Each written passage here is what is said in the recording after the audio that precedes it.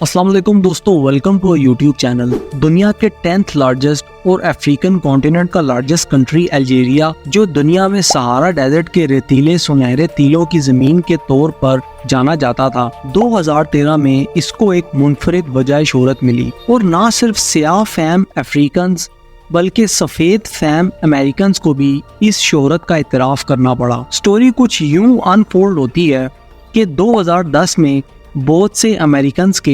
Bank accounts اچانک خالی ہونا شروع ہو جاتے ہیں، اور یہ سلسلہ تھمنے کا نام نہیں لیتا، نہ ہی امریکن پولیس کو اس کا کوئی سراغ مل پاتا ہے۔ نوبت یہاں تک پہنچ جاتی ہے کہ 217 امریکن بینکس کے سینکڑوں بینک اکاؤنٹس اور کارڈ ہولڈرز اپنے مانیٹری ایسٹ سے ہاتھ دھو بیٹھتے ہیں، لیکن آخر ان کو محروم کرنے والا کون ہے یہ پتہ چلانا تقریباً ناممکن نظر آتا ہے، کیونکہ نہ تو کوئی گن پوائنٹ پہ بینک لوٹتا ہے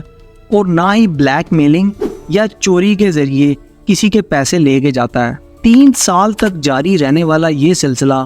جو امریکہ کو تقریباً $4 بلین کا نقصان پہنچا چکا ہوتا ہے،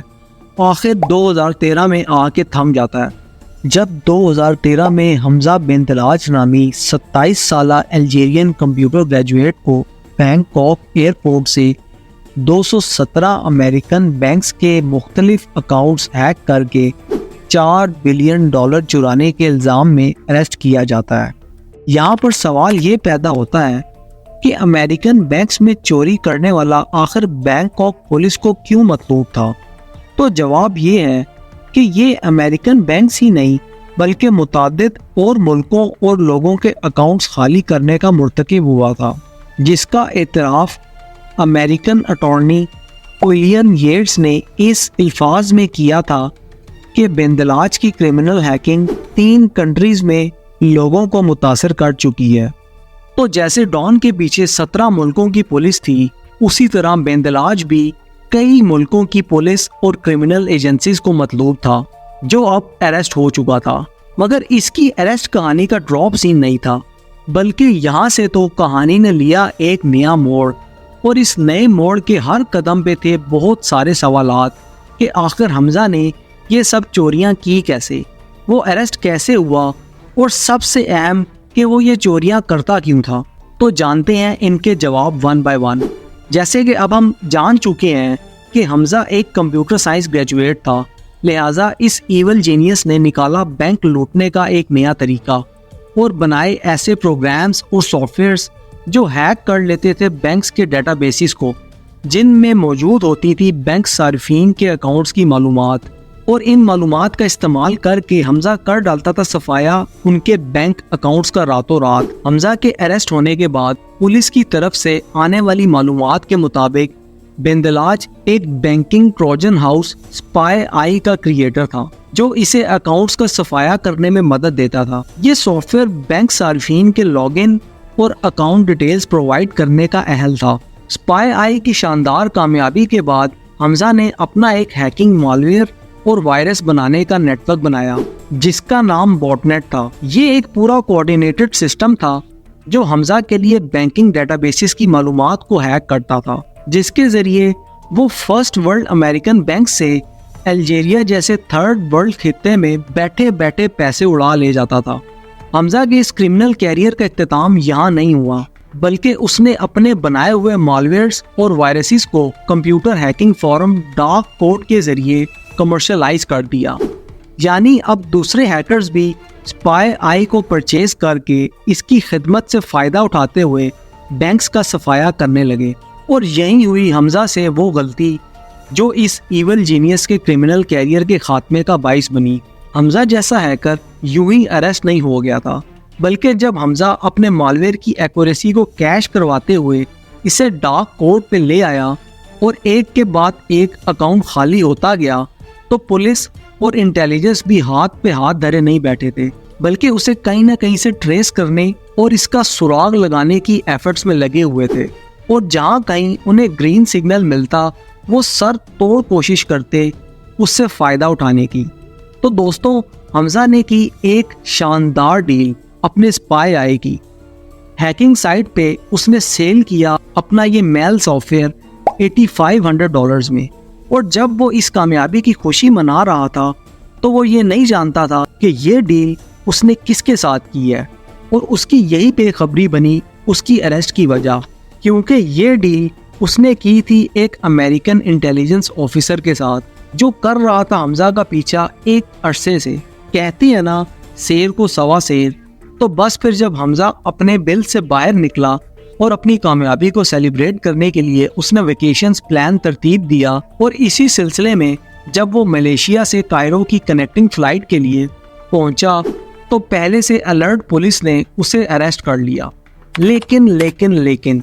یہاں بھی اس کہانی کا اینڈ نہیں ہوا، بلکہ یہاں سے ایک نیا ٹوسٹ سامنے آیا جس سے حمزہ کے لیے مسلم ورلڈ میں ہمدردی کے جذبات ابھرے اور وہ ایک ہیکر سے ہیرو بن گیا۔ دوستوں، حمزہ کے اریسٹ کے بعد تھائی پولیس نے اسے امریکہ کی ریاست جارجیا کے حوالے کرتے ہوئے یہاں یہ بتایا کہ حمزہ نے چوری کردہ رقوم اپنے لگژوریس لائف سٹائل پہ خرچ کی ہیں۔ وہیں یہ بات سامنے آئی کہ اس نے چوری کردہ رقم اپنے اوپر خرچ کرنے کی بجائے اسے ڈونیٹ کیا، اور فلسطین اور افریقن غریب ممالک کو تو اس سٹوری نے ایک کرمنل انویسٹیگیشن سے ایک اسلامک ہیرو کو اریسٹ کا رخ اختیار کیا۔ ان دعووں کو انٹرنیشنل پولیس اور عدالت نے بالکل ریجیکٹ تو کر دیا،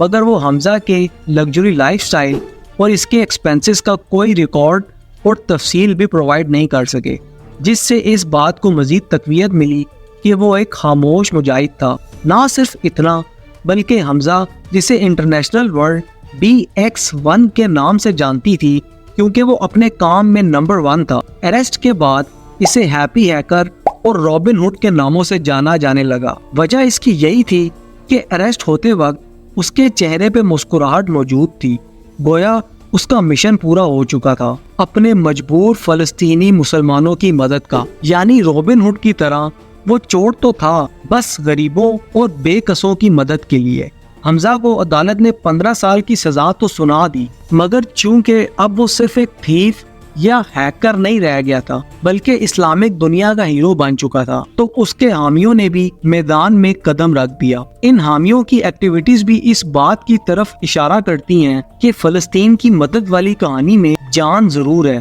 جسے انٹرنیشنل پولیس سامنے آنے نہیں دیتی۔ اس سب کشمکش کے دوران وہ دن بھی آیا جب ایک دن سوشل میڈیا پر حمزہ کی پھانسی کی خبر اس کی تصویر کے ساتھ وائرل ہوئی۔ اس خبر نے سوشل میڈیا پر بھونچال برپا کر دیا، یہاں تک کہ ٹویٹر پہ حمزہ JBR کے نام سے بندلاج کے لیے ایک ٹویٹ سامنے آئی جس میں واضح طور پہ یہ لکھا تھا کہ الجیریا کا نمبر 1 ہیرو جس نے فلسطین کو 28 کروڑ ڈونیٹ کیے،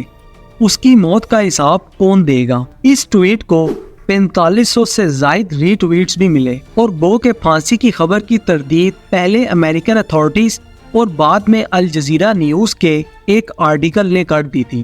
جس میں انہوں نے حمزہ کی ہیپی ہیکر والی تصویر لگا کے جو بتایا تھا کہ پھانسی والی تصویر اس کی نہیں بلکہ ایک ایرانی شہری ماجد کی ہے جسے جج کے قتل کے جرم میں پھانسی دی گئی تھی اور حمزہ زندہ ہے۔ مگر یہ بات کھل کے سامنے آ گئی کہ حمزہ واقعی ایک خاموش مجاہد تھا